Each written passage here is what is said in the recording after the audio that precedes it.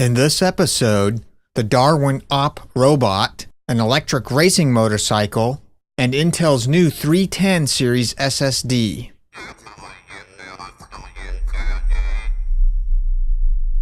QuickSurf Internet Media presents The Geekinator, talking about all things tech and geek. Hey everybody, how's it going? I'm your host Adrian, coming to you almost live from lovely Phoenix, Arizona, here in Studio C1 at QuickSurf Internet Media.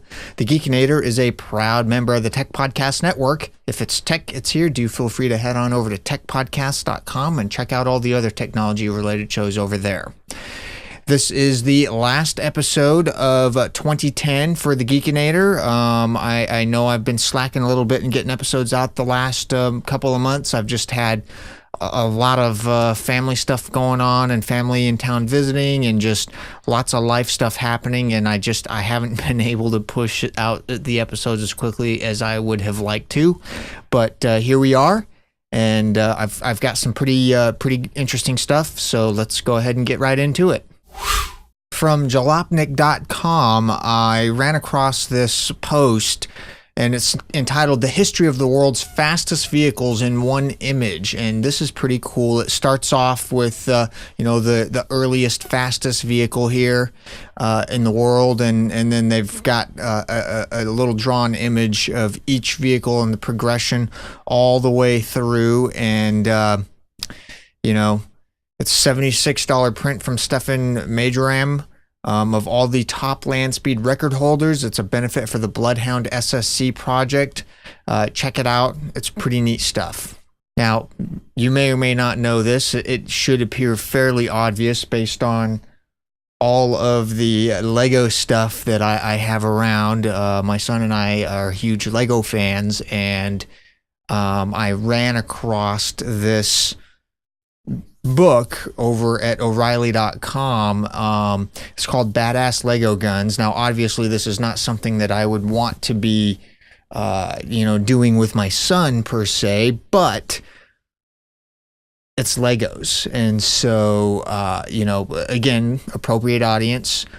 This book is for appropriate, the appropriate age range, I guess you could say. But it comes with, it's basically a book that's building instructions on how to build weapons, if you will, built entirely from Lego Technique parts.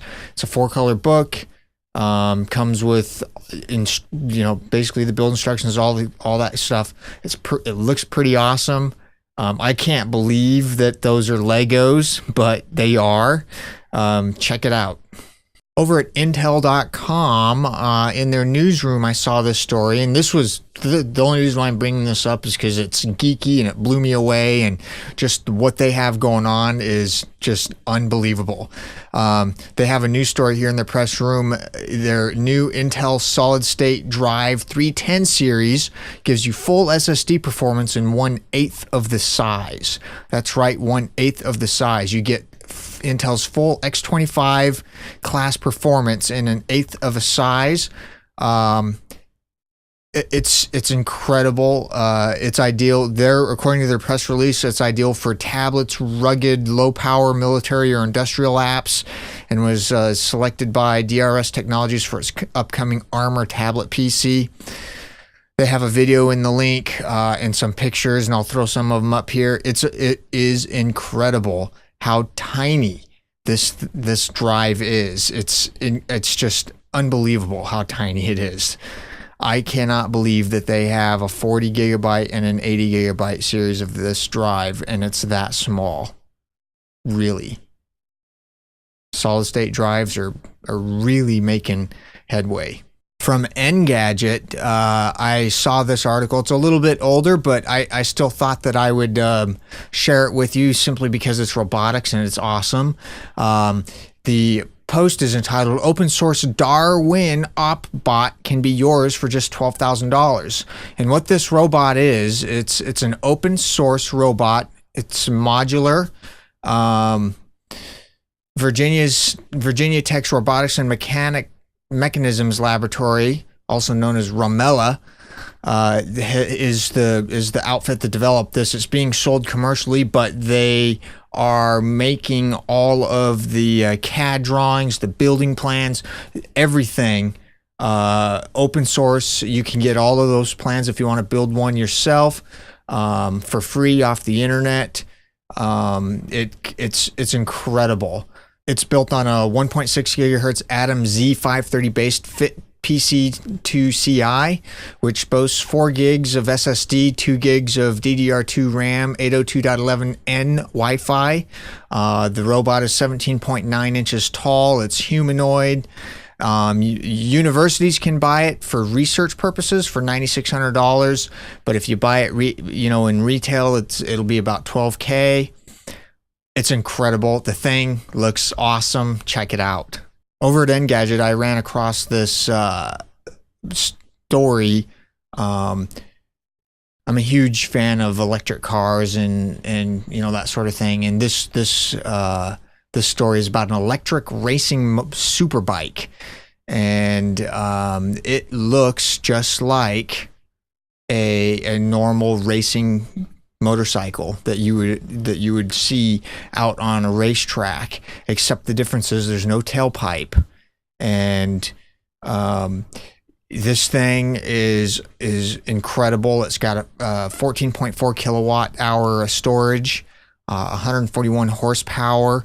It's a little bit smaller than a 600cc sport bike. It's got a liquid cooled 3-phase AC induction motor, 115 foot-pounds of torque at the crank from 0 to 6,400 RPM. It's just unbelievable. That thing has to be incredibly fast. I'm curious what the range is. They don't know when it's going to be.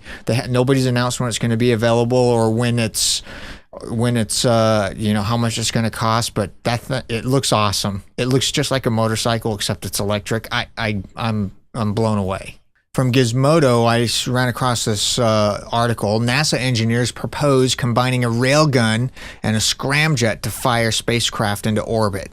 Now, this is largely in response to some of the budget cuts and things that the Obama administration here in the U.S. has been having NASA do.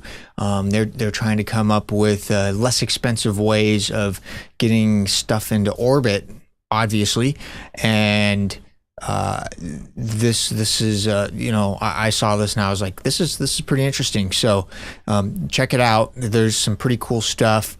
It's from Popular Science originally, but Gizmodo picked it up and is pushing it out to the world. So by all means, check it out. From Masm.com, I ran across this story. Well, actually, I'll give you a little history. This was originally, when I saw it, was posted on MakeZine, which is linked to another blog, which linked to another blog, which linked to another blog, which ended up on Masm. Now, over at Masm.com. And so it's, instead of just using the MakeZine story, I said, let's go to the original post and go from there. And so this is snow pictures made by a microscope. It's an electron scanning microscope is what they're using. They have a bunch of pictures of snowflakes underneath it, and I have to say, some of these look incredible. Some of these photos, I'll have some of them up in the so that the video viewers can see it without having to go to the website.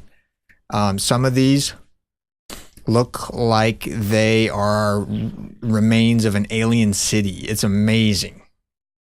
But I thought that I would share that with everybody.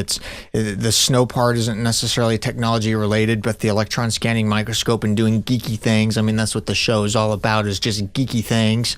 And that's whatever jiggles me when I go through and curate the stories is what ends up here on the show.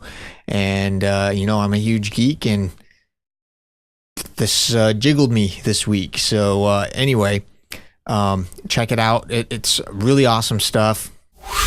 That'll pretty much do it for this edition of The Geekinator. As always, everything I've talked about is linked up in the show notes. Visit us on the web, quicksurf.com.